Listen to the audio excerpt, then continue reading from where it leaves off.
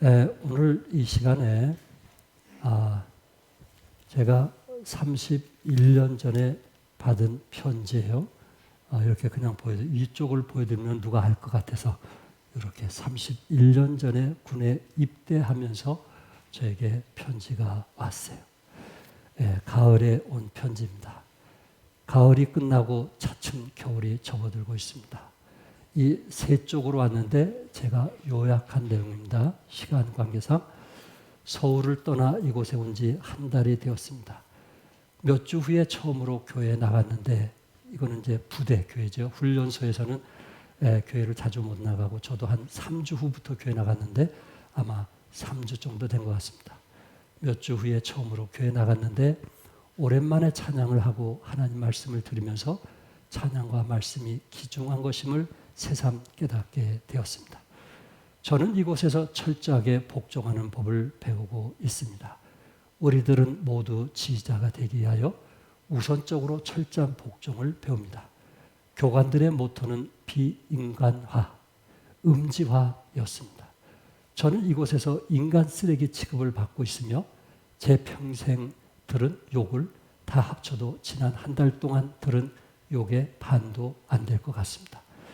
제자훈련 과정에서 제자를 가르치기 전에 먼저 제자가 되어야 한다는 원리를 새삼 이곳에서 확인하게 됩니다. 귀하신 집사님 이와 장년부 어른들 그리고 모매님들과 청년부원들 삶이 어떻게 펼쳐지고 있는지 궁금합니다. 성도님들 모두를 더욱 그리워하게 되고 더 사랑하게 되는 기간이 되고 있습니다. 건강하시고 하나님의 은혜 가운데 양들을 풍성히 먹이는 귀한 하나님의 일꾼신 목사님의 건투를 기도합니다. 안녕히 계십시오. 한 공동체를 사랑하는 그 모습이 군생활을 하면서 우리에게 드러내준 31년에 군 입대할 때 저에게 쓴 편지입니다. 오늘은 예수님께서 제자들을 위하여 마지막 십자가 앞에 두고 제자들을 위해 기도했습니다. 우리가 읽은 말씀은 요한복음 17장이고요. 18장부터는 예수님이 잡히셔서 십자가에 달리는 모습이 기록된 내용입니다. 그러니까 예수님께서 지금까지 십자가 앞에 두고 여러분과 5번째 1호의 메시지를 나누면서 저도 정리하려고 이 메시지를 붙들게 되었습니다.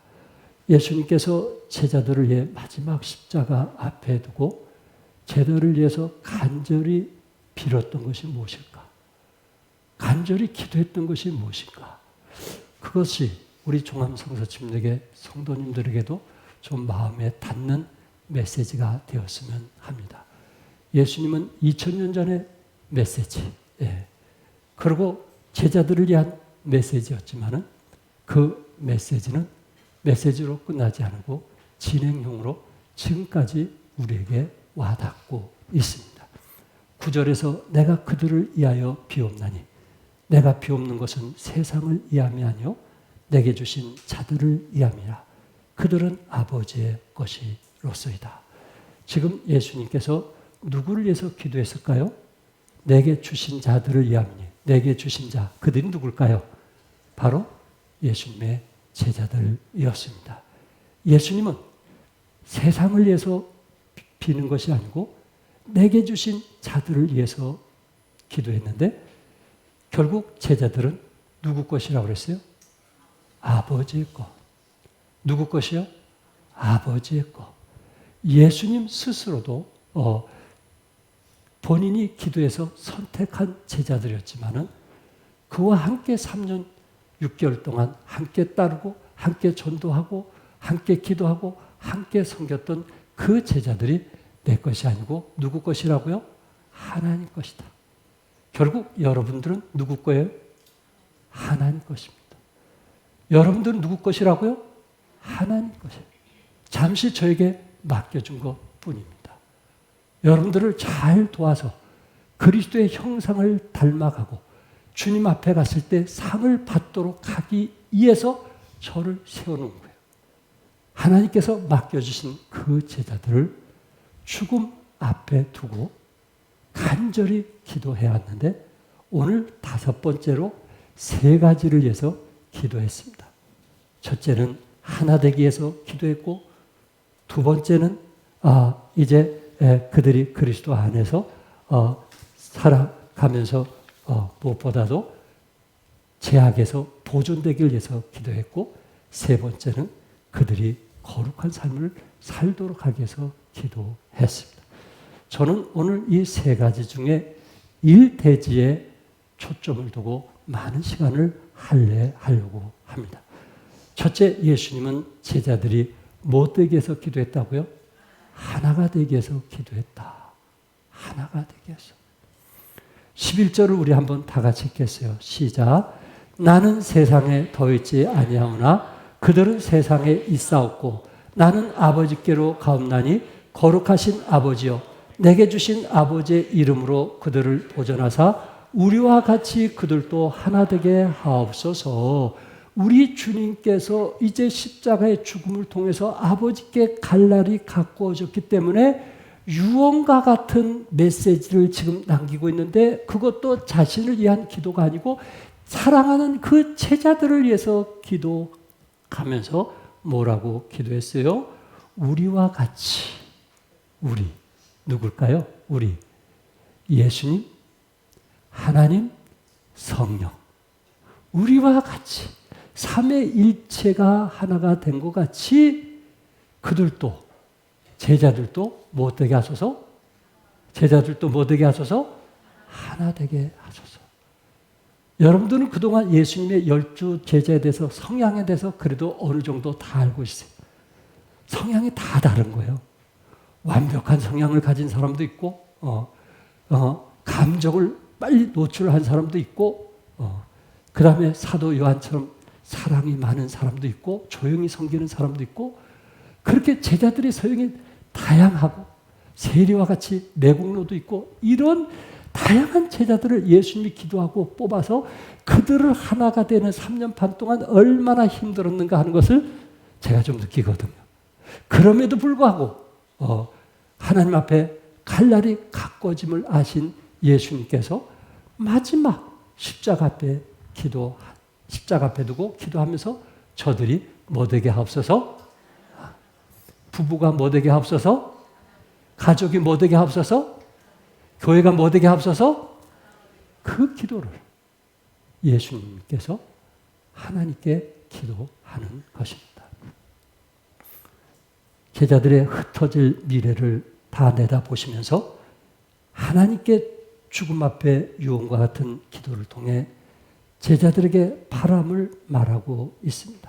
나는 세상에 더 있지 아니하오나 그들은 세상에 있고 나는 아버지께로 가옵나니 라고 11절에 말하면서 제자들이 어려움이 생기고 핍박이 일어나면 그들이 뿔뿔이 헤어질 것을 아신 주님께서 그 고통과 어려움을 견디고 이기고 버틸 수 있는 그 힘이 어디서 나올까?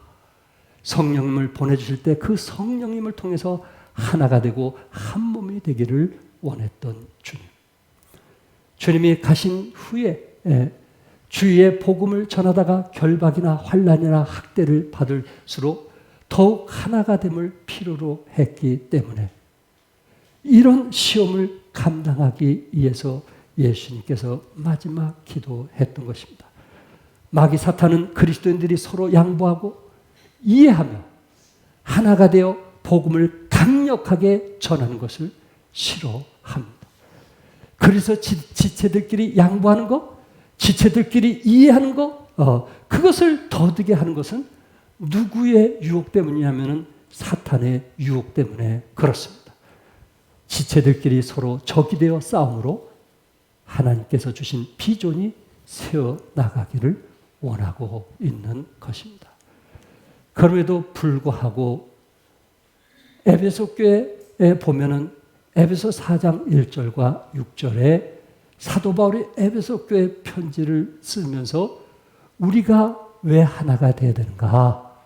그것은 하나님으로부터 부름을 받았기 때문에 하나가 되야 되는데 그 하나가 되기 위해서는 서로 겸손해야 되고 온유해야 되고 오래 참아야 되고 서로 용납해야 되는데 겸손과 온유와 참음과 용납은 사랑 안에서 이루어지는 거예요.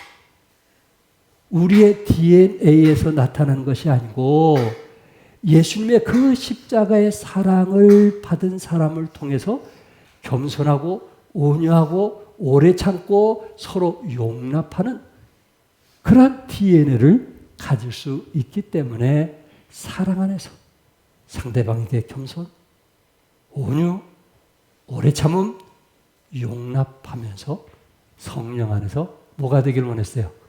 하나가 되기를 원했던 것입니다. 성령 안에서 하나가 되는 원인은 무엇이냐? 4절에 보니까 여기에 7가지가 하나이기 때문에 우리는 하나가 돼야 된다고 말을 했는데 성경에 7이라는 것은 요한계시록의 7이라는 것은 완전수거든요. 완전수.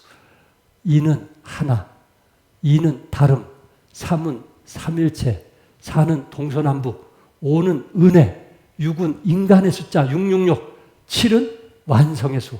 이렇게 해서 숫자의 개념을 좀 이해하면 도움이 될 것 같습니다. 여기 7가지 한번 잘 들어보세요. 여러분들 7가지가 뭔가. 몸이 하나요. 성령도 한 분이요. 부르심의 한 소망 안에서 주도 한 분이요. 믿음도 하나요. 심례도 하나요. 하나님도 한 분이니. 7가지가 하나이기 때문에 우리가 그리스도 안에서 하나가 됨을 말씀하고 있어요. 자, 7가지. 첫째 뭐예요? 몸. 두 번째 성령. 세 번째 소망. 네 번째 주. 다섯 번째 믿음. 여섯 번째 침례. 7번째 하나님. 믿으시면 아멘. 아멘? 네. 여러분 각자 계신 하나님이 하나인 거 믿으시죠? 침례가 하나인 거 믿으시죠? 믿음도 하나인 거 믿으시죠? 주도 하나인 거 믿으시죠? 우리는 한 소망 안에 사는 거 믿으시죠? 성령 또한 몸, 이 모든 것이 하나이기 때문에 십자가를 통해서 이루어놓은 그 아름다운 그 지체들이 사랑 안에서 하나가 되기를 에베소 교회에 말씀하고 있는 것입니다. 사실 에베소 교회는요, 키워드가 하나거든요. 하나. 거기는 도둑질하는 사람도 있거든요. 거짓말하는 사람도 있었거든요. 거기서 속이는 사람도 있었거든요. 그런 사람이 있음에도 불구하고 너희들은 뭐가 되라? 하나가 되라라고 말씀한 게 에베소예요. 아유, 저 사람이 거짓말하는데 내가 어떻게 저 사람과 하나가 될 수 있어요? 아니, 저 사람은 도둑질했는데 내가 어떻게 저 사람과 하나가 될 수 있어요? 소리를 높이지 말란 말이에요. 예수님의 십자가를 통해서 그리스도의 크신 사랑을 받았다고 믿는다면 그 사랑 안에서 용납과 이해와 그리고 긍휼로 하나가 되기를 힘쓰라 이렇게 말씀하고 있는 거예요. 자, 우선 예수님이 하나가 되게 하셨는데 예수님의 그 십자가를 통해서 여러분과 저를 뭐 되게 하셨냐면은 하나가 되게 하셨다는 거예요. 그게 에베소 2장 13절부터 18절까지 쭉 말씀하고 있습니다. 자, 예수님께서 그 엄청난 대가를 통해서 하나가 되게 하셨다? 내가 왜 하나가 돼야지? 내가 왜 저 사람을 위해서 잘못도 없는데 빌어야 되지? 그렇게 말할 수도 있지만 그것은 그 사람의 생각이고 십자가를 통해서 구원받은 하나님의 자녀들이 가질 마음이 무엇이냐 하는 거예요. 에베소 교회에 3가지를 얘기했어요. 첫째, 예수님은 죽으심을 통해서 둘을 세 사람 되게 하셨다는 거예요. 그러니까 첫째는 십자가를 통해서 뭐 되게 하셨다? 한마디로. 예, 하나가 되게 하기 위해서 뭐 되게 하셨다? 하나가 되게 하기 전에 뭐 되게 하셨다? 세 사람 되게 하셨다. 다 같이 따라서 세 사람. 세 사람만이 하나가 될 수 있는 거예요. 하나가 중요한 것이 아니고 뭐가 중요한 거예요? 세 사람. 거듭남. 새 생명. 영원한 생명. 하늘 아래 시민권이 있는 사람. 생명책에 이름이 기록된 사람, 그 사람에게 주어지는 것이 뭐냐면은 하나가 되는 거예요. 그가 나는 새 사람이 되었냐라는 것을 먼저 물어야 돼. 고린도서 5장 17절에 누구든지 그리스도 안에 있으면 무슨 피조물이라? 새로운 피조물이야. 새로운 피조물이기 때문에 여러분과 저는 그 십자가의 사랑을 통해서 뭐가 될 수 있다? 하나가 될 수 있다. 예. 그러니까 나보고 하나가 되라고 하지 마세요. 내 안에 계신 성령께서 주님의 그 크신 사랑을 느끼게 할 때 이해와 용서와 간용과 사랑을 베풀게 되는 거예요. 두 번째는 새 사람 되게 하셨고, 두 번째 뭐예요? 뭐 되게 하셨어요? 한 몸 되게 하셨다. 예, 뭐 되게 하셨다? 이야, 한 몸 되게 하셨다. 16절에 십자가로 이 둘을 한 몸으로 하나님과 화목하게 하려 하심이라. 원수된 것은 십자가로 소멸하시고, 이 둘, 15절에서도 둘을, 16절에서도 이 둘을, 그 당시 사도 바울이 에베소 교회에 편지를 썼을 때 이 둘을 강조하고 싶었던 것은 유대인과 이방인을 얘기하는 거예요. 그러니까 유대인들은 선민으로서 하나님께 택함을 받았다는 이 우월감 때문에 이방인들을 개처럼 취급하고 그 지옥의 땔감으로 생각을 했으니 이방인들과 하나가 된다는 것은 있을 수가 없다는 거예요. 그런데 주님의 놀라운 일은, 예수님의 십자가에 달려 피를 흘려서 그 놀라운 사건은 뭐냐면은 유대인들만 위해서 죽으신 것이 아니고 역시 여러분과 저를 위해서도 뭐 하셨다? 죽으셨다. 그러니 너희 안에도 하나님의 성령이 계시니, 이스라엘 백성도 예수 믿으면 성령이 계시니 성령 안에서 하나가 되라. 우리는 십자가로 이 둘을 한 몸이 되게 하셨다. 이렇게 말씀하고 있는 거예요. 최근에 새정치민주연합 민명두 의원께서 이번 2일날 MBC 라디오에 출연을 하면서 조선시대는 양반과 쌍놈이 있었다. 그런데 지금은 정규직과 비정규직이 있다. 이 말이 맞는지는 모르겠어요. 정규직과 비정규직을 양반과 쌍놈으로 비유해서 말했단 말이에요. 어찌했든 제가 말하고 싶은 것은 이 의원도 조선시대는 양반과 쌍놈이 있었구나 하는 것을 인식하고 있습니다. 조선시대는 양반과 하인이 있었어요. 그래서 우리 기독교 예화 중에 하인은 교회 다니면서 집사가 됐는데 양반은 집사가 안 된 거예요.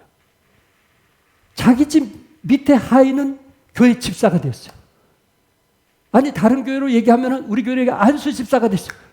근데 자기는 교회를 나갔는데 안수 집사가 안 된 거예요. 얼마나 열을 많이 받겠어요. 그래서 지혜로운 사람은 자기 하인이 안수 집사가 된 거에 대해서 이해하고 또 그에게 신학교 가라고 돈도 대주고, 그리고 그가 목사 되었을 때 그를 목사님으로 인정한 그런 양반도 있다는 이야기. 그러나 양반과 하인 사이에 하나가 된다는 것은 결코 뭐 하진 않았어요? 쉽지는 않았어요. 그런데 우리 주님이 십자가에 달려 돌아가신 것은 양반이나 하인이나 뭐 되기 위해서? 하나가 되기 위해서 죽으셨다는 거예요. 한 몸이 되기 위해서 죽으셨다는 거예요. 돈이 있느냐 없느냐? 많이 배웠느냐 안 배웠느냐? 권력이 있느냐 없느냐? 그것이 중요한 것이 아니에요. 어디서 태어났냐? 그것이 중요한 것이 아니라 예수님을 개인적으로 영접하면 그 사람은 하나님의 자녀가 되었고 하나님의 시민권을 가진 자로서 그리스도 안에서 한 몸이 되었다라는 것을 말씀하고 있는 거예요. 그러니까 에베소에 이런 말씀을 전할 때는 에베소 교회가 몇 사람들이 한 몸이 됐다는 거예요? 안 됐다는 거예요? 그런 상황에 따라서 이 메시지가 전해진 겁니다.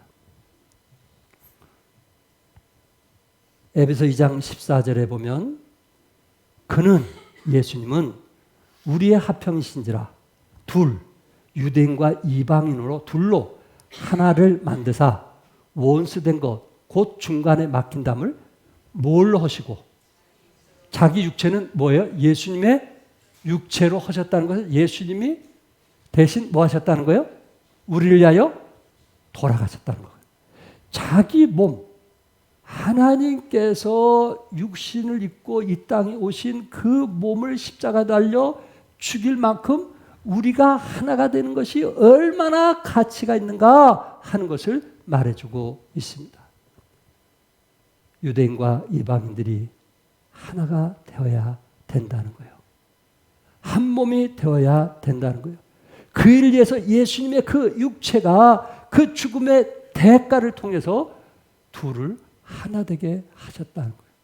도저히 인간적으로는 하나가 될 수 없는 그런 상황에 우리 문화는 어떻습니까? 학벌의 편견은 없습니까? 직업에 대한 편견은 없습니까? 장애인에 대한 편견은 없습니까? 이혼자에 대한 편견은 없습니까?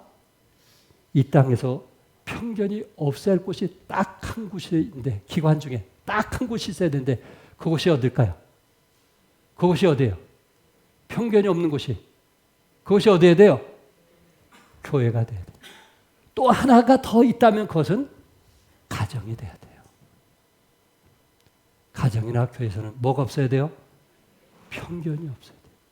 그리스도의 사랑으로 허물이 있는 그 자체를 사랑하고 품어줄 수 있는 그런 따뜻한, 그게 진정한 십자가의 사랑이 아니냐.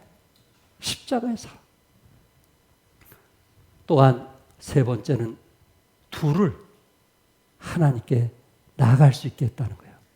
18절에 이는 그로 말미암아 우리 둘이 한 성령 안에서 누구에게로? 아버지께 나아감을 얻게 하려 하심이라. 이 나아간다는 말은 이동시키다, 소개하다라는 말인데 왕의 법정에서 왕 중의 왕에게 인도되어 소개된다는 의미입니다. 우리 주님은 만왕의 왕 아니십니까? 예. 그 예수님의 그 보혈을 통해서 여러분과 제가 누구에게? 하나님께 당당히 나아가도록 했던 것입니다. 그런데 그것이 유대인만이냐 이거예요. 유대인만 선민이냐 이거예요. 그게 아니고 유대인만 하나님께 나가는 것이 아니고 여러분과 저도 누구 앞에? 하나님 앞에 당당히 나갈 수 있다. 유대인과 이방인이 함께 하나님께 나아가도록 하기 위해서 주님이 십자가 달려 돌아가셨다는 것을 지금 말씀하고 있는 거예요. 아멘? 그러니까 우리는 우리 스스로 누구를 제해서는 안 돼요. 왕따시켜서는 안 돼요. 그걸 하나님이 인도하시는 게 아니에요. 인간의 방법이지. 하나님의 방법은요, 용서하는 거예요. 하나님의 방법은요, 이해하는 거예요. 하나님의 방법은요, 용납하는 거예요. 하나님의 방법은요, 함께 가는 거예요. 믿으시면 아멘 하세요. 가족과 같은 거예요. 부모들이 자식들 왕따시키나요? 누구 따돌려서 얘기하나요? 사랑한다면 그럴 수 없는 거예요. 십자가의 사랑, 그리스도 안에서 거듭나면 그럴 수 없다는 것을 지금 에베소 교회에 말씀하는 거예요. 그래서 요한복음 17장 9절에 내가 그들을 위하여 비옵나니, 마지막 십자가 앞에 두고 간절히 비옵는 것이 무엇인가? 17장 11절에 우리와 같이 그들도 못되게 하옵소서, 하나 되게 하옵소서. 목사가 하나가 되기를 원하는 게 아니에요. 집사님들이 하나가 되기를 원하는 게 아니에요. 우리 주님께서 엄청난 십자가의 그 대가를 통해서, 죽음을 통해서 우리에게 원하는 것이 있는데, 그것이 그리스도의 십자가의 사랑을 받았다면, 거듭났다면, 오늘 죽어도 천국 갈 확신이 있다면, 내가 너희들을 사랑같이 너도 이웃을 뭐하라?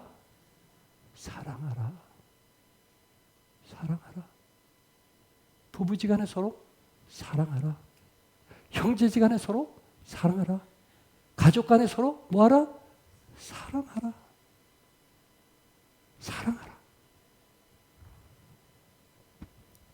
그렇다면 사도 바울은 이 하나가 됨에 대해서 구체적으로 말했어요. 하나가 되는 그 구체적인 방법을 빌립보 성도들에게 이제 말했어요. 조금 전에는 에베소 성도들을 통해서 말씀을 드렸다면, 지금은 어느 교회? 빌립보 교회에 말씀드렸어요. 빌립보 교회 키워드는 기쁨이거든요. 그런데 그 기쁨을 잃는 게 뭐냐면, 하나가 되지 못해서 기쁨을 잃게 되는 거예요.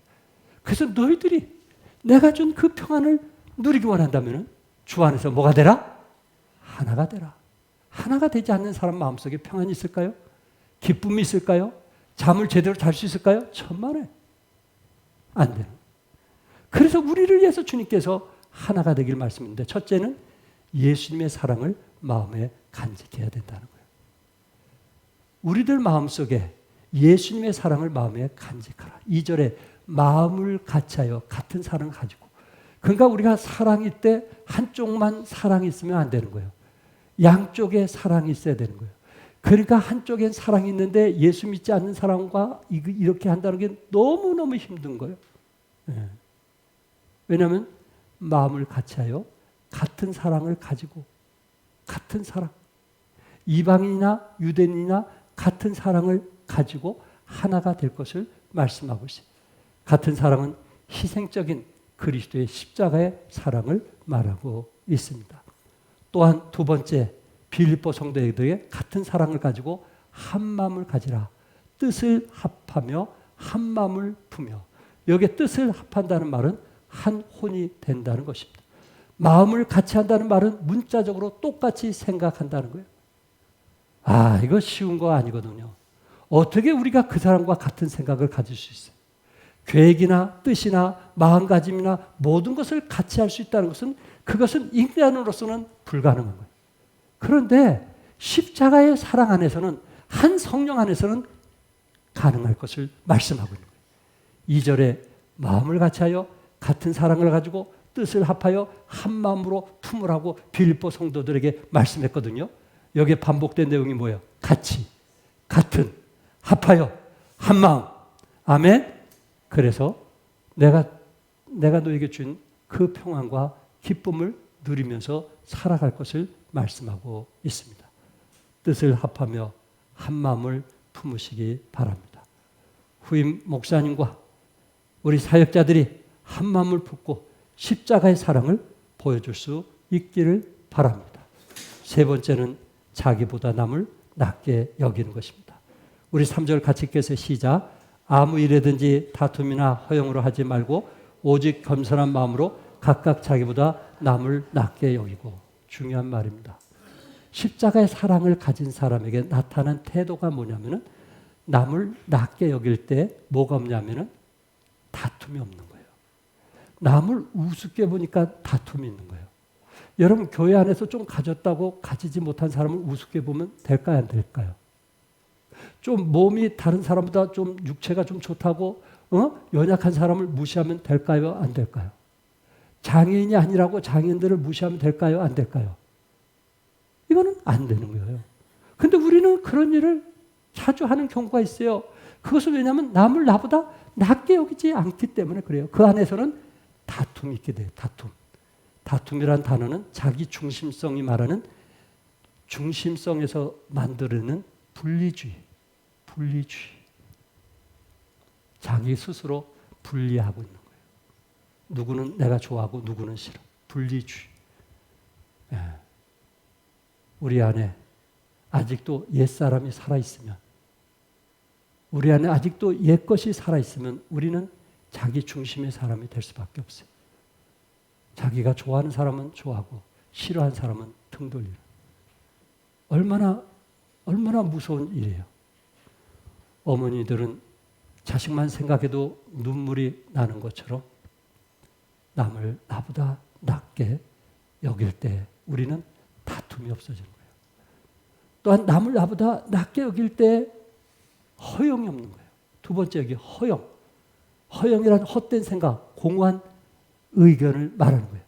어떤 사람이 정당한 이유나 근거 없이 어떤 주장을 내세우면 서로 적대 관계가 형성하게 되는 것을 허용이라고 말하는 거예요. 허용, 한마디로 자기가 최고라는 거예요. 여러분, 우리는 주 안에서 최고인 것을 믿으시기 바랍니다. 우리 자신이 최고라고 할 때 우리는 교만할 수밖에 없어요. 내 생각만 매일 옳고 다른 생각은 옳지 않다고 하는 그 생각이 얼마나 무서운 태도인지 아시겠죠? 그 마음이 우리는 온유해져야 돼요. 그 마음이 우리는 겸손해져요. 그래야 십자가의 사랑을 드러낼 수가 있는 것입니다. 우리 주님은 십자가에 달려 돌아가신 그 이유를 에베소 교회에서 말씀을 하셨고, 또한 빌립보 교회에서 하나가 되기 위해서 우리는 어떤 마음을 가져야 되는지 구체적으로 3가지를 말씀했어요. 두 번째, 예수님은 제자들이 보존되기를 기도했어요. 악에 빠지지 않게 보존되기를, 더 이상 우리가 세상을 사랑하지 않도록 하기 위해서 주님은 기도했고요. 3번째, 예수님은 여러분과 저를 진리로 거룩하게 하옵소서. 아버지의 말씀은 진리다. 그러니까 하나님의 말씀을 듣는 사람은 뭐해진다는 거예요? 거룩해진다는 거예요. 진리의 말씀을 들으려고 귀를 여는 사람은 뭐해진다는 거예요? 거룩한 삶을 산다는 거예요. 부부가 그리스도를 닮아가는 거예요. 그래서 성경이 뭐라고 말씀했는가? 하나님은 뭐라고 말씀하시지? 그러면서 우리가 그리스도의 형상을 닮아가는 거예요. 왜? 우리 안에 성령이 계시기 때문에 그렇습니다. 저는 한 예를 들고 마치려고 합니다. 하우드 크라인베리라고 하는 유명한 심리학자가 있는데 이분은 교회를 가리켜 마치 오케스트라라 이렇게 말씀했어요. 오케스트라. 여러분 오케스트라를 뭐 안 들어보신 분들은 없을 거예요. 거기에는 관악도 있고 현악도 있고 타악기도 있습니다. 그런데 우리 교회처럼 우리 찬양대회처럼 이렇게 소그룹 이런 오케스트라 같은 경우는 작을 수도 있지만 이 사이즈가 넓으면 넓을수록 그 악기를 가진 사람들이 많아요. 때로 100명이 넘을 수도 있고 어떤 데는 큰 데는 1000명까지도 될 수 있어요. 오케스트라. 한 지휘자에 의해서 움직이는 거예요. 여기서 중요한 것은 교회는 오케스트라와 같다. 그 말은 그 오케스트라 각자 그 연주하는데 각자 뛰어난 사람이거든요. 각자 그 분야에서는 탁월한 사람 아니겠어요? 그 악기에 대해서는. 그러나 자신들이 탁월하고 뛰어나지만 자기 자신을 절대 드러내지 않는다는 거예요. 자신의 목소리를 드러내지 않는다는 거예요. 한 지휘자에 의해서 그 음이 높고 낮고가 결정된다는 거예요. 그러니까 쉬운 게 아니죠. 그래서 또한 하나의 아름다운 그림이 나오는 것입니다. 자기가 원하는 대로 소리를 낸다면 어떤 그림이 나올까요? 그러나 한 지휘자의 지혜에 의해서 그 음이 나온다면 모든 듣는 사람에게 행복과 기쁨을 줄 수 있는 것입니다. 이제 우리는 다음 세대를 위해서 어떤 목소리를 낼까요? 우리는 다음 후임 목사님과 같이 사역하면서 어떤 목소리를 낼까요? 오케스트라. 교회는 오케스트라 같아요. 내가 아무리 최고의 목소리를 내고 싶어도 지휘자가 원치 않는다면, 성령님이 원치 않는다면 그거를 낮출 수 있고, 그리고 전체 화음에 함께 할 수 있는 그런 지혜가 필요하다는 말씀입니다. 사랑하는 성도 여러분, 우리는 그리스도 안에서 우리 예수님께서 마지막 십자가 앞에 기도하시면서 하나가 되기를 원하셨고 더 이상 악에 빠지지 않고 믿음이 보존되기를 원하셨고, 그리고 여러분과 제가 하나님 말씀을 들음을 통해서 거룩한 삶이 되기를 원했다는 거 기억하면서 예수님이 우리를 격려하기 위해서, 이루하기 위해서 주신 마지막 메시지 마음에 담으시고 다음 세대를 위해서 이러한 삶을 살아가는 여러분과 제가 되기를 주님의 이름으로 축복합니다. 기도하겠습니다.